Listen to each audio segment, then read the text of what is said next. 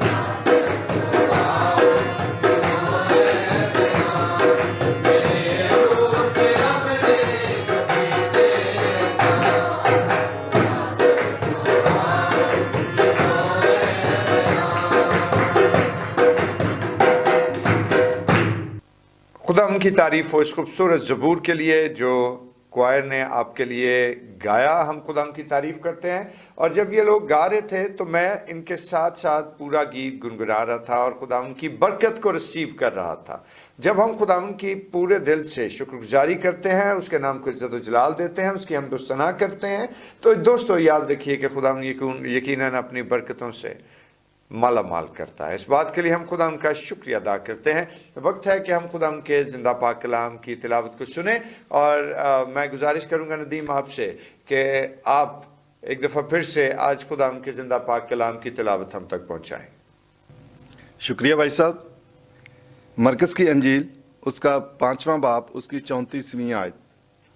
उसने उससे कहा, बेटी तेरे ईमान से तुझे शिफा मिली, सलामत जा और अपनी इस बीमारी से बची रह।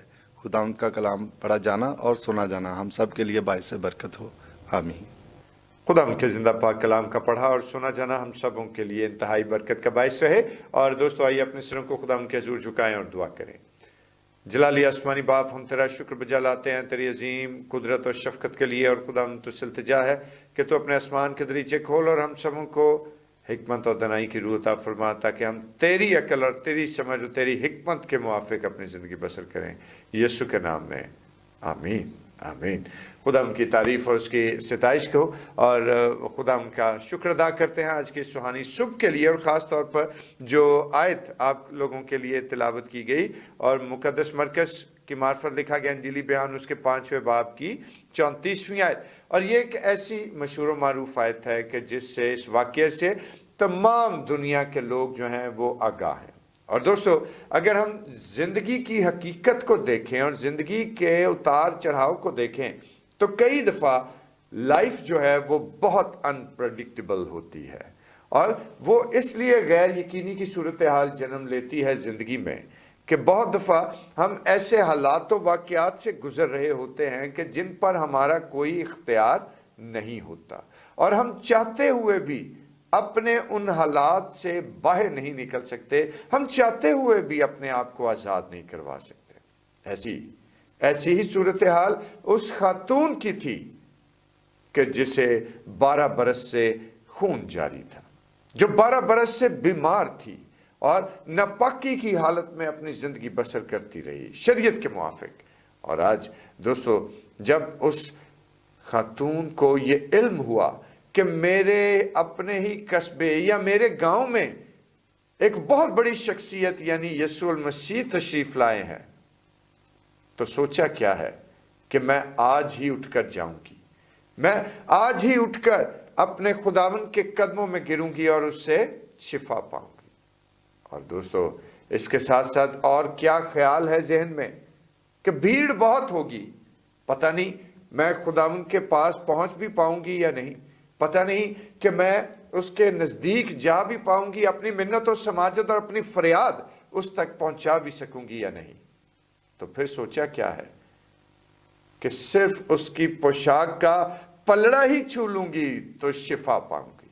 और दोस्तों, होता क्या है कि जब खुदावंद यीशु मसीह बड़ी भीड़ के साथ चले आते हैं तो वो खातून जो है वो भी सबसे डरते, कांपते, सहमते हुए और सबसे नजर बचाकर यीशु मसीह की पोशाक का एक हिस्सा ही टच करने के लिए तैयार खड़ी है। और ईमान इस कदर बुलंद है कि अगर मैं मसीह की पोशाक का पलड़ा छू लूंगी तो क्या होगा, शिफा पाऊंगी। बस हुआ क्या है कि उसने मसीह खुदावंद को छुआ है, उसने मसीह खुदावन की अपने ईमान के मुताबिक पोशाक छुई और फौरी तौर पर दोस्तों शिफा पा गई। Praise the Lord. और ये उसका ईमान है जो उसके अंदर पनपा हुआ है, ये उसका ईमान है जो उसके अंदर घर कर चुका है कि अगर आज मैं यीशु के पोशाक के पलड़े को, कोने को, हिस्से को ही छू लूंगी तो शिफा पाऊंगी। और दोस्तों, दूसरी जानिब रिएक्शन क्या है कि खुदावंद यीशु मसीह एकदम से रुक जाते हैं और दरियाफ्त करते हैं कि मुझे किसने छुआ। इतनी बड़ी भीड़ थी और लोग तुझ पर गिरे पड़ते हैं और तू पूछता है कि तुझे किसने छुआ। और तब खुदावंद ने बड़े ही लाजवाल और लाफानी अल्फाज अदा किए, और वो अल्फाज क्या थे कि मुझ में से कुव्वत निकली है। Praise the Lord. और दोस्तों, आज इस बात को हम देखें कि खुदावंद यीशु मसीह की कुव्वत और उसमें रूह का जो मस्सा था, यकीनन खुदावंद यीशु के साथ दिन रात उस मस्सा और उस कुव्वत का चोली दामन का साथ था। और उसको ये अंदाजा हो गया कि मुझे किसी बीमार या किसी जरूरतमंद ने छुआ है तो ही उसके अंदर से कुव्वत निकली है, ताकि बीमार शिफा पाए, तंदुरुस्ती हासिल करे। और जब इर्द गिर्द नजर दौड़ाकर कोई ना दिखाई दिया तो बिल आखिर वही खातून जो 12 बरस से नापाकी की हालत में है, जो 12 बरस से बीमार है और मर्ज ऐसा है कि उसका इलाज ही नहीं, तो डरते हुए आगे बढ़ती है और मसीहा के सामने जाकर अपना इकरार करती है कि हाँ खुदावन, मैंने तुझे छुआ। ज़हन में उस वक्त कितने ख्यालात घूम रहे होंगे कि मुझसे ये क्या हो गया, मैं तो नापाकी की हालत में थी, मैंने उस पाकीज़गी की तस्वीर को जो छुआ है, यानी मसीह खुदावन को, तो वो तो पाकीज़गी का जीता जागता समंदर है। मैं किस तरह से उसके नजदीक जा सकूंगी। और दोस्तों, उस वक्त उसने ये सोचा जरूर होगा कि कहीं मसीह खुदावन खाइफ ना हो जाए, कहीं वो गुस्से में ना आ जाए कि मुझे तूने क्यों छुआ है। लेकिन आफरीन है उस जाते मुबारका पर कि वो जो मसीहा है उसकी जिंदगी से यकीनन ऐसे ही अल्फाज की अदायगी हमारे कान सुनने के लिए हर वक्त तैयार रहते हैं। और वो अल्फाज क्या हैं कि बेटी, तेरे ईमान ने तुझे अच्छा किया, सलामत लौट जा और फिर इस बीमारी की जद में ना आना, इस बीमारी का शिकार ना होना। Praise the Lord. और हम खुदा की तारीफ करते हैं मेरे भाइयों, मेरी बहनों, कि बहुत दफ़ा जब लाइफ जो है वो अनप्रेडिक्टेबल होती है, बहुत दफ़ा जब ज़िंदगी ऐसे मामलात में उलझी होती है कि हमारे पास वे आउट ही कोई नहीं, तो फिर हम कैसे अपने इन मसाइल से आज़ाद हो सकते हैं।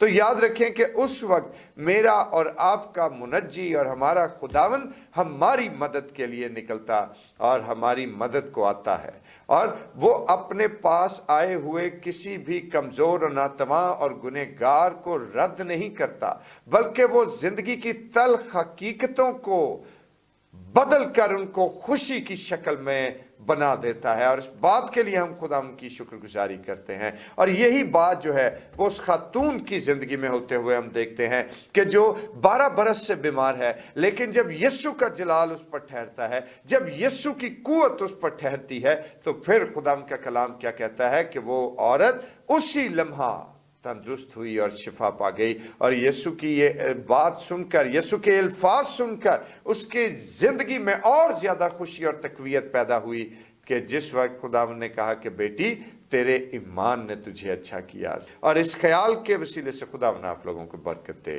आमीन। आइए हम अपने सिरों को खुदा के हुजूर झुकाएं और दुआ करें। परवरदिगार मेहरबान, जिंदा कदूस सच्चे बुजुर्ग आसमानी बाप, हम तेरा शुक्र, तेरे नाम की तारीफ करते हैं। खुदा अजीम, अपना करम और अपना रहम वाला हाथ ठहरा कर अपने लोगों को बड़ी बरकत दे, और तेरा जलाल, तेरी कुव्वत और तेरी शफकत हम सबों पर कायम रहे, खुदा यीशु के नाम में। आमीन।